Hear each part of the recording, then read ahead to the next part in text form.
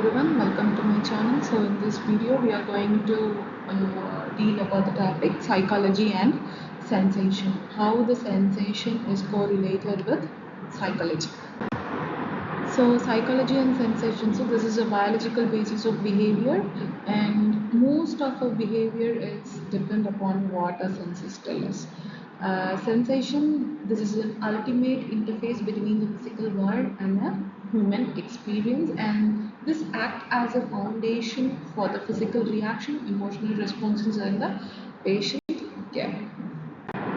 So coming to the sensory processes and transduction, uh, there is a long process which has physical energy, and this is converted into transduction and trans receptors, and receptor potential generate a potential, and it converted into the nerve impulse and pattern of nerve activity in the nervous system, and it is converted into the sensation. So sensation is purely the result of physical stimuli operating on our nervous system. For example, if ant bite us, so it is stimuli, and the bite or the pain, it will be transmitted into the nervous system, and the signal reaches, and we will come to know the sensation. So for us to understand the world, physical energy must be converted into a nervous system activity. So coming to transduction, the process occurring in the receptor cells that convert physical energy into an electrical voltage is called receptor potential. So the pathways will be receptor potential. This will be triggering our nerve impulses. Sometimes it could be by generator potential, and it will result in where we saw the thousands of nerve impulses. It will be travel along with different nerve fibers to the nervous system, and it will create a pattern of output which will be resulting in sensation. And coming to the limits of perception, so it is absolute threshold to the differences, the different thresholds. So absolute threshold is nothing but a minimum intensity of stimulus must have to be detected. For example, small level of light seen in the dark, or faintest tick of a clock. And different threshold is the minimum magnitude of difference required between two stimuli before they can be distinguished from other.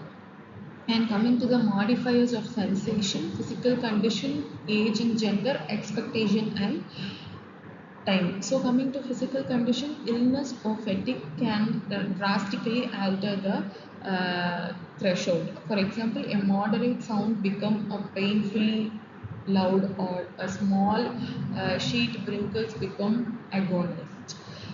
It would be a small incident or a small thing where if we are physically unable or unstable, it could be resulting us, or it could be feel that it is a very big thing.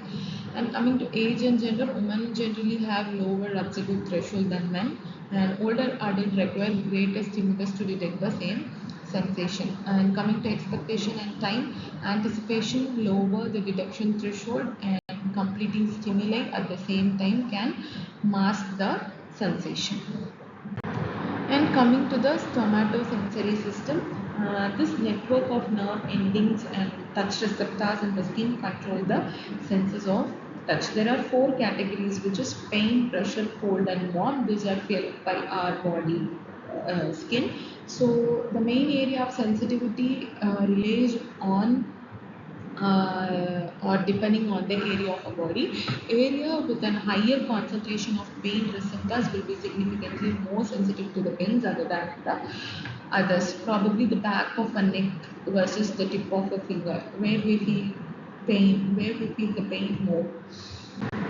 The coming to the chemical sensation, it is smell and taste. Smell and taste are closely intertwined, and it is relying on the chemical reactions to generate nerve impulses. Smell is depending upon the olfactory nerves, which is nerve receptors in the upper nasal passage. It detects the odor, generating impulses passed through the olfactory nerve. Then we can feel the sense of smell. And taste is mainly based on gestation, occur when a substance reacts chemically with the taste receptors and taste buds inside the mouth. So the main four basic tastes are sweet, sour, salt, and bitter. There are taste centers in our tongue.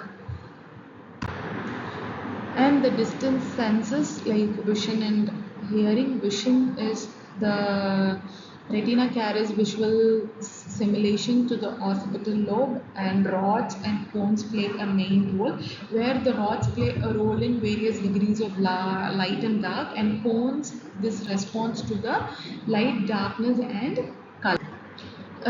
When coming to the hearing, the principal sensory modality for human communication. So, how the mechanism is, the sound wave first reaches the eardrum, then the vibration is amplified into the bones, which is the smallest bone in our body, our malleus incus states, and this is transmitted to the oval window. The fluid wave in the inner ear generate impulses carried through the auditory nerves and to the temporal lobe. Then it is converted into the voice. And coming to the movement senses, it is kinesthetic and vestibular. The internal sensory system constantly monitor and adjusts our physical presence in a space. Kinesthetic sense, this provides a vital cues to our body movements, allowing us to maintain smooth and continuous physical actions without consciously looking at our limbs. So vestibular senses is monitor equilibrium. This monitors the equilibrium and constant awareness of our body positions and postures. The receptors for these vital senses are located in the vestibule, situated in the inner part of the ear. Then sensory processing disorders. So sense organs and nerve complexes are abnormal, sick, or injured. The information we receive will be inaccurate. If there is a default in any of our sensory organs, that will fail to have a response. So sensory processing disorder disrupt the nervous system processing, resulting in inappropriate responses. For example, cutaneous loss of sensation or pressure, warmth and pain. You cannot feel the sensation. In olfactory or gustatory, absence of you can't smell or you couldn't recognize the taste.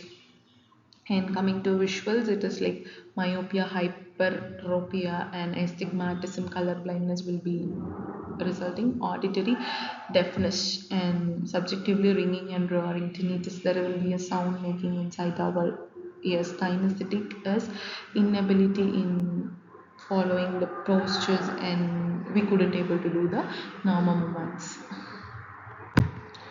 And coming to the nursing implications and modulating the environment, a sick person's sensory interface is compromised. Even moderate stimuli can get irritate and cause the immense discomfort, like lighting control, noise reduction, odor management, and tactile production, taste accommodation, vestibular assistance, and professional awareness. So these are the care which could be directly given to the patients. Thank you.